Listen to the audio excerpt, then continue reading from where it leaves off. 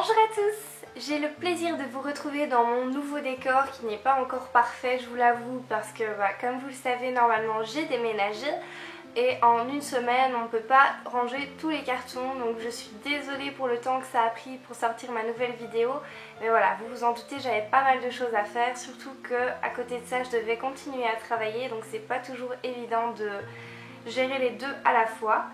Donc aujourd'hui je vous retrouve avec plaisir pour une nouvelle catégorie de vidéos que je voulais lancer sur ma chaîne, c'est-à-dire ma réaction lors des lectures des chapitres Fairy Tail qui sortent tous les lundis matin. Ces vidéos vont être composées de différents points, donc la première chose forcément c'est l'introduction.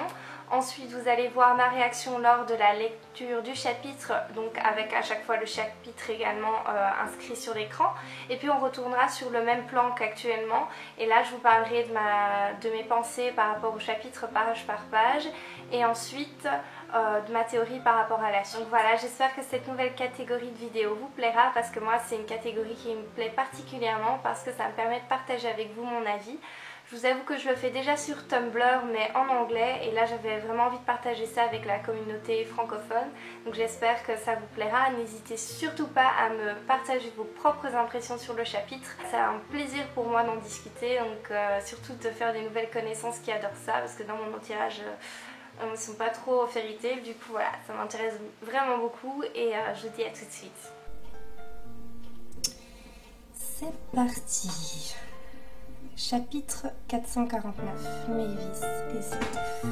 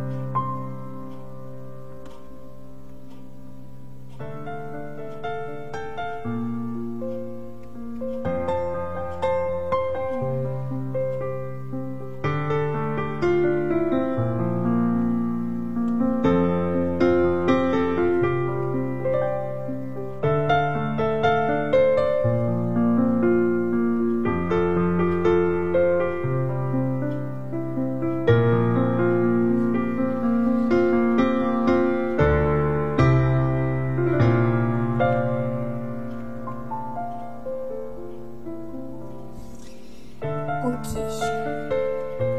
c'était assez court, mais je vais reprendre avec vous page par page à propos de ce que j'ai pensé de ce chapitre. Donc voilà, comme vous l'avez vu, ma réaction n'était pas très enchantée ni même trop choquée parce qu'en soi, il n'y a pas eu de grosses révélations durant ce chapitre. Je vais vous expliquer mon avis sur différentes choses et certaines autres choses qui m'ont marqué particulièrement. Donc ne vous inquiétez pas si je baisse la tête, c'est parce que je regarde le chapitre sur mon iPad et après je peux vous en parler en face caméra. Déjà, la première page, Mavis en tenue d'écolière, je la trouve trop mignonne. Donc ensuite, page 2, on a la petite explication de comment Zélef et Mavis se sont rencontrés pour la première fois. Ce qui ne m'a pas tellement surpris étant donné que j'ai déjà lu Fairy Tail 0 et que tout y était expliqué. Donc on a même assisté à la rencontre plus particulièrement.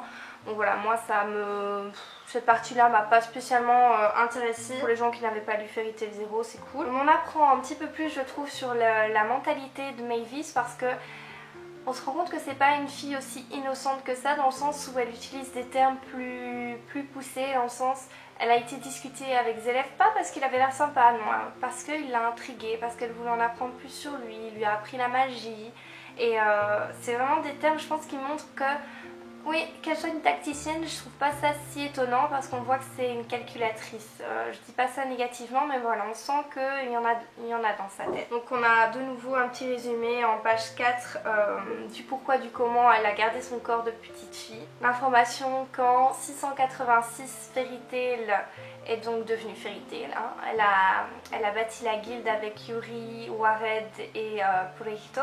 Ensuite, page 5, on nous explique que lors de la période de la naissance de Fairy Tail, en fait, le monde était plongé dans les guerres qui le ravageaient à cause des lords, etc.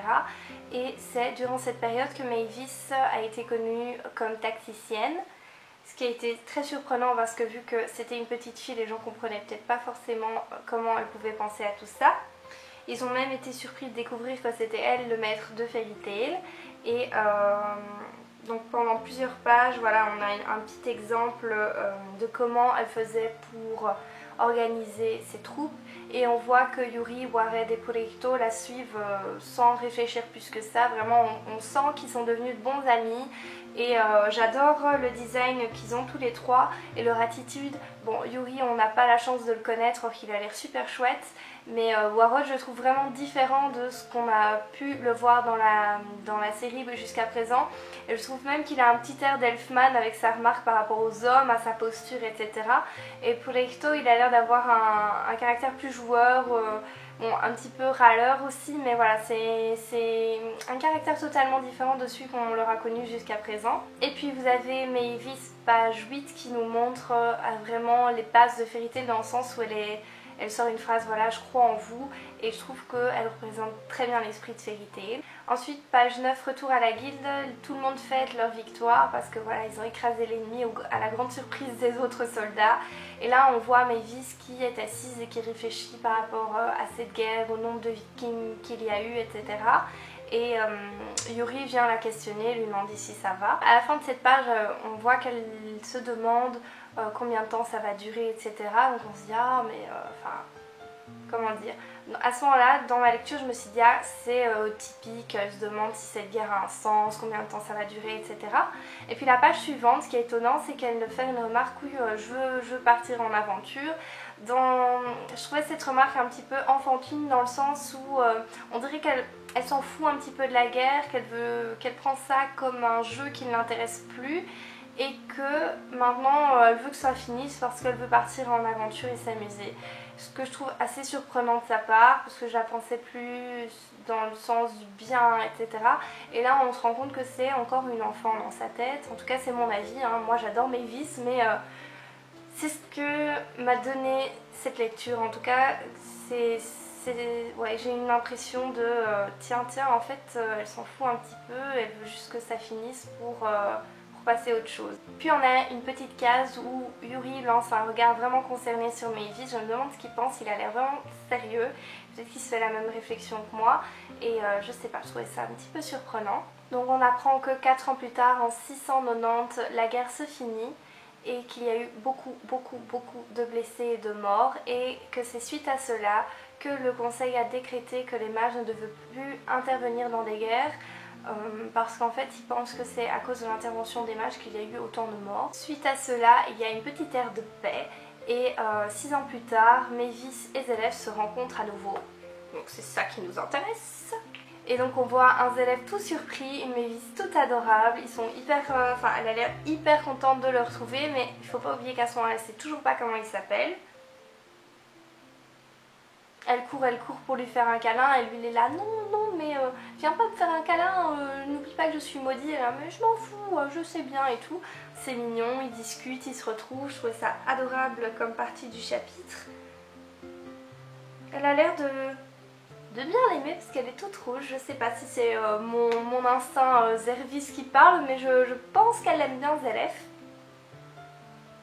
Donc ils discutent, il lui explique que c'est lui qui s'appelle Zélef, je dis ah mais c'est toi le mage noir dont tout le monde parle, etc. Et oui, ah mais moi je ne comprends pas ce qu'ils disent, t'as pas l'air comme ça. Et puis la page suivante on a un super plan d'elle qui est pleine de confiance envers Zélef et qui dit qu'elle ne croira pas à ces rumeurs de toute façon.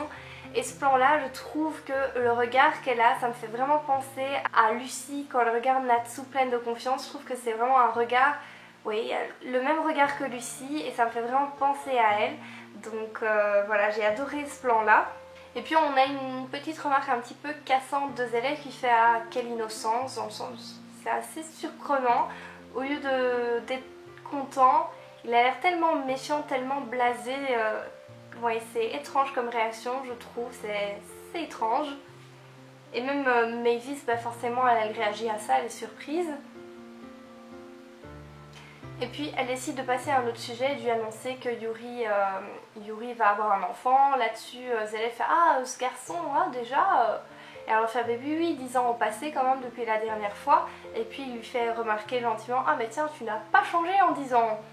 C'est toujours une petite fille, ce qui est quand même assez étrange. Et alors là-dessus, elle lui explique la situation, que son corps n'a plus grandi depuis qu'elle a utilisé un sort, etc. Et là, on le voit vraiment super inquiet et il lui dit quoi, le sort Ro? Et alors elle fait oui. Et alors on voit qu'il s'approche de Mavis, qui colle son front au sien. Et on dirait que Mavis a une sorte de perte de connaissance où soit elle est gênée, soit un petit peu malade pendant qu'il est collé à son front. Et puis la page suivante, on voit qu'il lui annonce qu'elle est touchée par le même sort que lui, qu'en fait elle n'a pas arrêté de grandir, c'est qu'elle est devenue immortelle et que c'est parce qu'elle a eu le même... ouais, elle a été touchée par le même sort que lui. Mavis là-dessus elle est choquée et bon, je trouve ça quand même important de relever l'attitude que Zélef a eue de... Juste en posant son front, c'est comme s'il avait sondé son corps et du coup il sait de quoi elle est atteinte. Je trouvais ça un petit peu étrange, sa magie n'a vraiment pas de limite. Donc là il commence à discuter, à lui demander quel genre de vie tu as prise, etc. Donc je savais pas qu'on choisissait les victimes, mais a priori les victimes c'est vraiment en fonction de la vision de la personne qui est touchée par le sort. Donc là-dessus Mavis elle lui dit qu'elle ne le croit pas, qu'elle n'a pas été touchée par ce sort, qu'elle n'a encore tué personne, etc. Et là-dessus Zélef lui dit oui mais ça a été la guerre, donc peut-être que la guerre a influencé là-dessus. Il lui dit carrément voilà, qu'elle ne connaît pas le sens de ce que c'est de prendre la vie de quelqu'un. Il lui dit qu'une fois qu'elle comprendra, tout le monde disparaîtra autour d'elle. À mon avis, là-dessus, Mavis, elle fait un visage vraiment très choqué et elle a vraiment peur et je pense qu'elle repense à la période où elle était sur Tenrojima où tout le monde est mort autour d'elle. Je pense que ça doit jouer. Là-dessus, elle lui dit à Zélef qu'elle pensait pas qu'il était comme ça et tout. Il fait non mais c'est vrai, tu devrais écouter ce que les autres ont dit, etc. À force de ce qu'ils disent des choses, je deviens comme ils le disent. Pour de bon maintenant, Mavis s'en va en courant et Zélef est vraiment étrange. Je trouve sa réaction bizarre parce qu'il la regarde partir. On voit des fleurs qui fanent sous le chemin de Mavis. Et puis alors, ouais, je sais pas si c'est sur son chemin, si. Et puis on voit, sans voir le regard de Zélef, on a un petit close-up sur sa bouche qui a l'air tout souriant comme si oui, blasé en fait, on voit comme si une larme avait coulé et puis il est blasé et il dit voilà, en fait c'est vrai, tu as toujours eu ce pouvoir, tu as toujours eu ça en toi, le pouvoir de rester à mes côtés. Et je sais pas, dans cette phrase je trouve ça très touchant parce que on sent que Zelef est content de pouvoir rester avec quelqu'un, mais à la fois il est triste parce que ça veut dire que Mavis doit devenir comme lui et qu'il sait ce que ça signifie, qu'il voulait pas ça pour elle. Je pense qu'il est très triste de savoir que quelqu'un d'autre subit la même chose que lui, même si ça signifie qu'il n'est plus seul. On est encore sur Mavis qui est en plein rejet de ce que vient lui annoncer ses élèves, qui fait qu'elle n'y croit pas, qu'elle connaît la valeur de la vie, que c'est la vie de ses amis qui sont précieux, etc. Et encore une fois, je trouve que son visage quand elle pleure, ça me fait encore penser à Lucy, au visage de Lucy. Et je sais pas, je trouve ces parallèles un petit peu étranges. Et là-dessus, je pense qu'on peut faire vraiment le parallèle par rapport au fairy tale actuel, le fait que tout le monde pense ça, que en soi, leur raison de se battre, c'est généralement de protéger leurs amis. Pourquoi? Parce qu'ils pensent que la vie de leurs amis sont précieux et que c'est vraiment le plus important, c'est qu'il faut les protéger. Et donc là-dessus, je fais vraiment un lien direct sur Lucy et Natsu parce que je sais que eux sont vraiment... voilà, c'est mes personnages préférés, du coup je sais qu'eux vont vraiment faire une fixette là-dessus. Et je pense que la phrase de Mavis, c'est vraiment à prendre en compte parce qu'elle n'est pas là pour rien. Et puis on a une petite phrase qui est les erreurs de son passé ne vont pas pouvoir être nettoyées grâce à ses larmes. Et puis en dessous on a une petite annonce plutôt sympa qui dit que le fils de Yuri est né, donc Makarov, et que c'est un garçon. Le chapitre se finit comme ceci. Le nom du chapitre 450 est le seul et l'unique dans ce monde. Alors j'ai plusieurs petites idées par rapport à ce titre. Donc c'est soit la seule et unique dans ce monde, ce qui veut dire qu'on parle de la magie unique, donc darkness ou light, donc les ténèbres ou la lumière, l'amour ou les ténèbres, vu que vu que Mavis pense que la magie unique et Leila aussi le pense, c'est l'amour, tandis que Zelef pense que ce sont les ténèbres. Peut-être que c'est ça, ou alors c'est peut-être par rapport aux pensées de Zelef ou de Mavis en soi, qui veut dire que voilà, l'un pour l'autre, ce sont les seuls et uniques dans le monde à pouvoir se comprendre et à vivre la même chose. Donc voilà, j'ai deux petites idées à ce niveau-là. Je sais pas ce que ça va donner dans le prochain chapitre, mais en tout cas, vu qu'on n'en a toujours pas appris plus par rapport à l'humaine histoire et peut-être une raison pour laquelle Zelef pourra en vouloir à Mavis, voilà, j'ai hâte de lire le chapitre suivant. Peut-être qu'en fait on va avoir un nouveau point de vue dans le sens où peut-être que Zelef veut retrouver Mavis pour l'avoir à ses côtés parce qu'elle est comme lui et qu'ils ont le même pouvoir et qu'il veut partager ça avec quelqu'un, ou peut-être qu'au contraire elle a la possibilité d'annihiler son pouvoir, je sais pas. En tout cas, par rapport à Mavis qui est sous cristal, il faut savoir qu'elle s'est cristallisée l'année suivant la naissance de Makarov, donc en 697. Donc à mon avis, suite à sa discussion avec Zelef, elle a commencé à se poser plein de questions et peut-être qu'elle avait peur que son pouvoir touche les membres de sa guilde, et de ce fait-là, elle a décidé de se faire cristalliser et de se mettre sur l'île Tenrojima vu que c'est là qu'elle est née. Ou alors peut-être que quelque chose est arrivé et que suite à cela elle a décidé de se faire cristalliser. J'espère qu'on en apprendra plus la semaine prochaine. En tout cas, le fait qu'elle ait été cristallisée et mise sur l'île de Tenro, c'est forcément par rapport au fait qu'elle a passé toute son enfance sur cette île. Et alors du coup ça explique aussi le fait que Zelef était sur cette île quand on l'a trouvé dans l'arc Tenrojima. Je me dis que vu qu'il était lié à Mavis, peut-être qu'il partait sur cette île pour se remettre en question et juste pour être auprès d'elle. Donc voilà. Je sais pas trop si vous avez réussi à me suivre sur tout ça, mais n'hésitez pas à me partager vos propres vidéos si vous en faites à ce sujet, ou en tout cas votre propre avis, je suis toute oui. Et on se retrouve pour la semaine prochaine pour une vidéo pour le chapitre 450. Bye!